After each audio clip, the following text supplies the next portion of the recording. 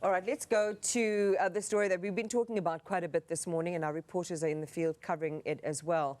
Analysts are expecting minimal change in the quarterly labour force survey as StatsSA is expected to release their fourth quarter numbers, revealing activity around unemployment and employment in South Africa. We know that the unemployment rate remains alarming at 31.9% in the previous quarter. Let's talk about expectations from the survey with SAFTU's General Secretary, Zwelinzima Vavi. Zweli, good morning to you and welcome to the program. Appreciate your time as always. I mean, this is an opportunity to see ourselves. We're showing picture on the screen at the moment. I'm not sure if you are able to see it. These are recorded visuals, but similar pictures where our reporters are live this morning of hundreds, sometimes thousands of young people queuing up for small opportunities to get employment. It's a story across the country. When you see these pictures, I mean, what do you think? My heart just bleeds. So I think every worker will still have a job at this moment, because what those pictures tell you is that you may be next on the line. And we're dealing with the crisis unfolding right in our hands almost every day. Today we are talking about a big historical sugar company that may close down its doors through liquidation. Yesterday, and we're still involved in that process, we're speaking about the British American tobacco that is also closing its doors, but wishing to maintain its distribution network in South Africa, something that we are totally opposed to. And we have made a call on the president and the government leaders not to allow companies to disinvest and to close down productive factories in South Africa only for them to create jobs elsewhere, but wishing to make South Africa some kind of a big warehouse where they're going to be distributing products that are produced elsewhere in the world. We are dealing with a crisis in the Gqeberha area, Bristol, Goodyear, all closing down. Also same pattern. We close the productive factories, but we will maintain the distribution networks. So every time we see these long queues of young people for available 30, 15 type of jobs, but they come in their thousands. You can see that we're dealing with a reality of a worsening crisis, which we have called long time ago a ticking time bomb. And there's live picture now of some of the young people you're talking about in Thohoyandou this morning. Our reporters are there just covering their plight. And the stories you hear are just so disheartening. You know, their hope is vested in getting a job that can pay them a dependable, livable salary, a survivable wage, and even that is out of their reach, Zwelinzima. You talked about Tongaat Hewlett. There's a question from one of our viewers, actually. Can you please ask him, that is you, what are you going to do to rescue the Tongaat Hewlett sugar industries workers? We know, and just to share a bit more detail with our viewers, that they are under business rescue, but it's likely to have massive ripple effects across the sugar industry. I mean, we know KZN is South Africa's sugarcane belt. You talked about the encroachment of dumping, in a sense, or imports to South Africa. That's the headline in the Business Day this morning, if my memory serves me correctly. So what's the fix here? This is an area you've been involved in for most of your career, Zwelinzima. What needs to happen that's not happening? Well, in relation to, for example, the two examples of the sugar and the cigarettes crisis we are facing, what we're facing sometimes is a rushed implementation of policies inspired by the best practices all over the world. For example, it is correct that we must discourage people from using sugar because we know the repercussions of citizens indulging in sugar, because we will deal with the consequences in our hospitals or even in our graveyards. We all know that the consequences of smoking and alcohol abuse leads to an unhealthy nation that will undermine our efforts to ensure that everyone can live as many years as possible and therefore to be as productive in the economy as it is possible. We all know that. That's all great. But I think that sometimes we do not have a correct balance.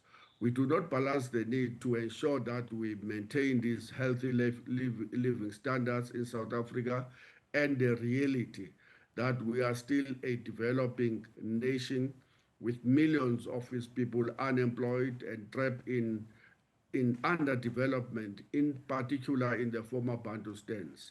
There will be no point, for example, of ensuring that we punish the smokers and the drinkers and those who are using sugar, using our sin taxes.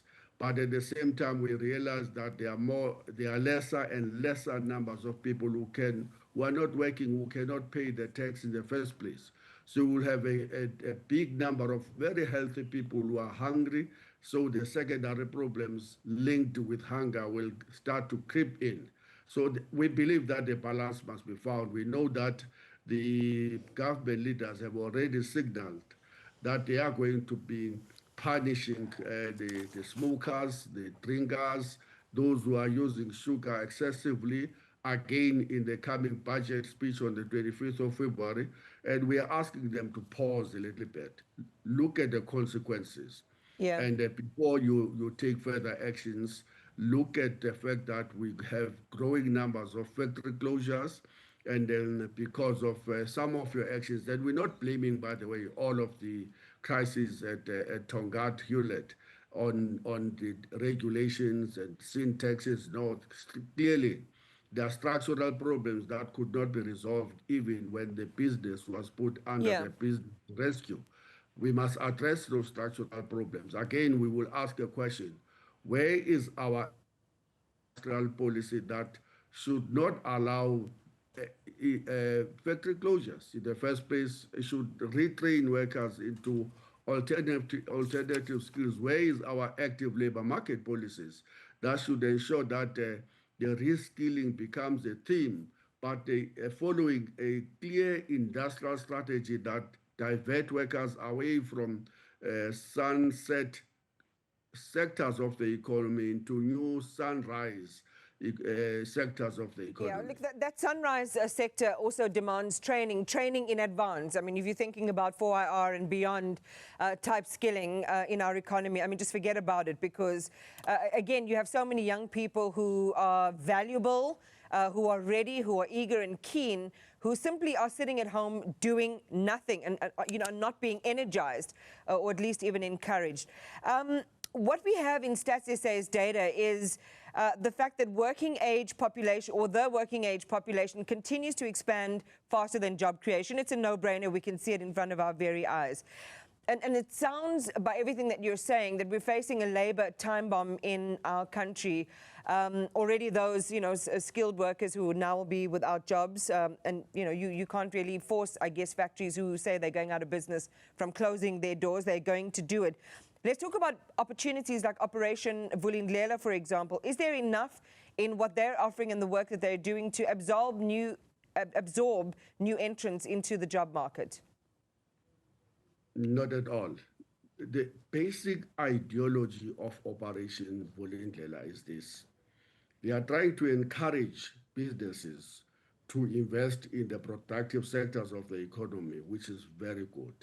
But unfortunately, in the desperation to get them to invest, the business communities have succeeded to blackmail the government, such that now the government will, and therefore the people of South Africa, will be the take riskers. It is us who guarantee profits of this private investment, whether you're talking about Eskom unbundling and invitation of the independent power producers, who are guaranteed profits of massive levels, to the rest of what government is rolling out in the infrastructure, in the harbor, in the rails, and in the airports.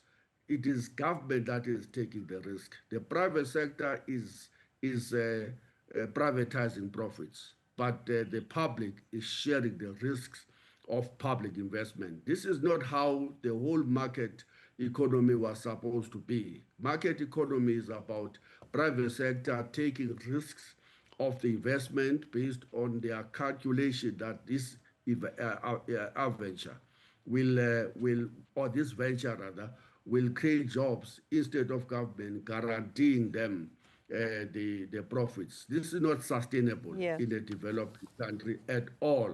So we don't have a hope in voluntary, like a typical neoliberal program, and that is only guaranteeing deregulation and privatization, but that is going to leave South Africa without capacity to provide efficient public infrastructure for transport and for electricity, for water. And we're extremely worried about that ideology. But above all, we are very worried about the nature of the jobs that are being created. South Africa is stepping back from the ideology and the idea of decent work, meaning that you will create jobs that pay a living wage, that South African workers can rely on for the education, health, clothing. I'm going to stop you there, Zweli, only because we're out of time, but that is a central tenet of the criticism as well, even of the EPWP program and others, that it's, you know, temporary, it's driven to drive statistics, but doesn't really change a person's life in the long term. We'll have you back for more conversations on this. We didn't even talk about the plight of women who are facing higher unemployment in this economy, but themes to return to later. Appreciate your time this morning. SAFTU's General Secretary Zwelinzima Vavi. Berlin is standing by with sport.